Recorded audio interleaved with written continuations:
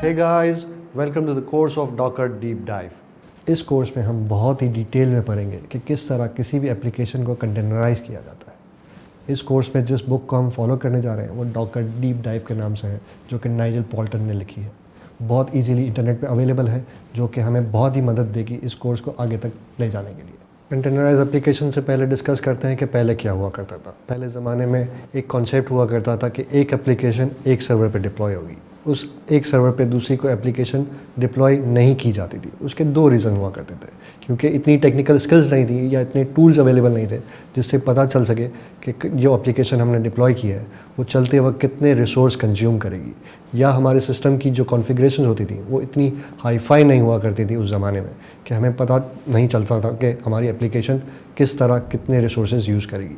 उसके बाद हमें ये एक प्रॉब्लम आता था कि उसकी बहुत सारी डिपेंडेंसीज़, अगर मिसाल देता हूँ कि कोई एप्लीकेशन लिनक्स पे चलती थी, कोई एप्लीकेशन विंडोज़ पे चलती थी, उनकी डिपेंडेंसीज़ बिल्कुल डिफरेंट, इसकी डिपेंडेंसीज़ बिल्कुल डिफरेंट। तो उस तरह हमें प्रॉब्लम ये आती थी कि हमें मुख्तलिफ़ एप्लीकेशन के लिए मुख्तलिफ़ सर्वर्स यूज़ करने पड़ते थे।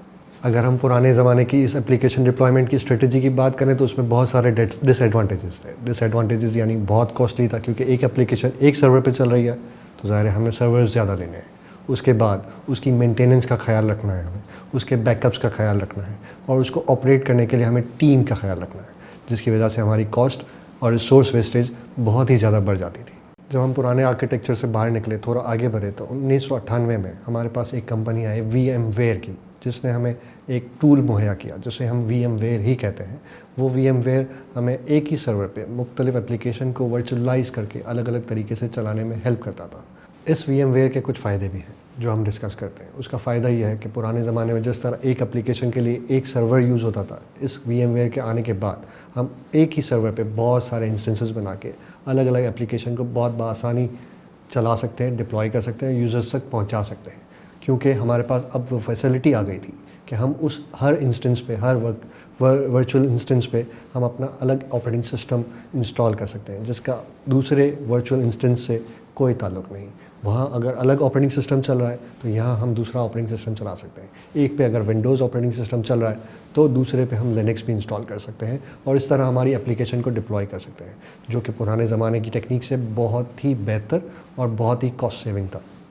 जहाँ पुरानी टेक्निक से ये टेक्निक बहुत फ़ायदेमंद रही, हमारे रिसोर्सेज बचाए, वहाँ हमें अभी भी रिसोर्स की यूटिलाइजेशन में प्रॉब्लम रही। प्रॉब्लम क्या रही कि हमने जब कहा कि मुख्तलिफ एक ही सिस्टम पे मुख्तलिफ इंस्टेंसेस, मुख्तलिफ वर्चुअलाइज इंस्टेंस करके आप ऑपरेटिंग सिस्टम को अलग अलग तरीके से इंस्टॉल करते हैं, विंडोज़ भी, लिनक्स भी, और मे बी और किसी ऑपरेटिंग सिस्टम को भी आप इंस्टॉल कर सकते हैं। बट उसमें प्रॉब्लम ये आता था कि हर ऑपरेटिंग सिस्टम चूँकि कंप्लीट इंस्टॉल होता था तो वो हमारे रिसोर्सेज को पूरे के पूरा कंज्यूम करता था। फॉर एग्जांपल, किसी सिस्टम पे अगर 4 लिनक्स के हमने वर्जन 4 लिनक्स के इंस्टेंस इंस्टॉल किए हैं अलग अलग वर्चुअलाइज मशीन के तौर पे, तो उसमें प्रॉब्लम ये आता था कि हर लिनक्स का इंस्टेंस कहता है कि मुझे 2 GB रैम कम से कम चाहिए, यानी 4 इंस्टेंसेस 8 GB रैम हमारी उसी में कंज्यूम हो गई। इसके अलावा हमारी एप्लीकेशन, उसकी डिपेंडेंसीज़ और दूसरी सारी चीज़ें, और हमारा बेस ऑपरेटिंग सिस्टम जिस मशीन पे हमने वर्चुअल इंस्टेंसेस बनाए, उसका खुद का ऑपरेटिंग सिस्टम भी अलग रिसोर्सेज कंज्यूम करता था। तो इस तरीके से भी हमें मज़ीद और सारे रिसोर्सेज की ज़रूरत पड़ती थी। और इसके अलावा एक सबसे बड़ा मेजर प्रॉब्लम कि लिनक्स को अगर ना देखा जाए, दूसरे ऑपरेटिंग सिस्टम को देखा जाए, तो उनकी लाइसेंसिंग फ़ीस हर इंस्टेंस पे जितने हमने, फॉर एग्जांपल विंडोज़ अगर हम एक इंस्टेंस पे कॉपी करते हैं हमें एक लाइसेंस लेना है। अगर हम 4 मरतबा विंडोज़ अलग अलग वर्चुअल इंस्टेंस पे इंस्टॉल करते हैं तो हमें 4 लाइसेंस की ज़रूरत है, जो हमारी कॉस्ट को बढ़ा देता है। हमने पिछली स्लाइड पे एक पिक्चर देखी जिसमें हमें बताया गया कि हमारे पास एक बेस ऑपरेटिंग सिस्टम होता है, उस सर्वर का ऑपरेटिंग सिस्टम होता है, जिसके ऊपर हम बहुत सारे गेस्ट ऑपरेटिंग सिस्टम वर्चुअलाइज करके इंस्टेंस बना के इंस्टॉल कर सकते हैं। उसके बीच में, उन दोनों ऑपरेटिंग सिस्टम के बीच में हमारे पास एक लेयर होती है हाइपरवाइज़र की। हाइपरवाइज़र की लेयर क्या करती है? हाइपरवाइज़र की लेयर ये करती है कि आपके उस सर्वर के हार्डवेयर्स को आइसोलेट कर देती है, यानी ऑपरेटिंग सिस्टम जो बेस ऑपरेटिंग सिस्टम होता है उससे बिल्कुल सेपरेट कर देती है, ताकि उस हार्डवेयर्स को जो हमारे वर्चुअल इंस्टेंसेस के अंदर ऑपरेटिंग सिस्टम इंस्टॉल हुए हुए हैं वो भी डायरेक्टली यूज़ कर सके हाइपरवाइज़र के थ्रू।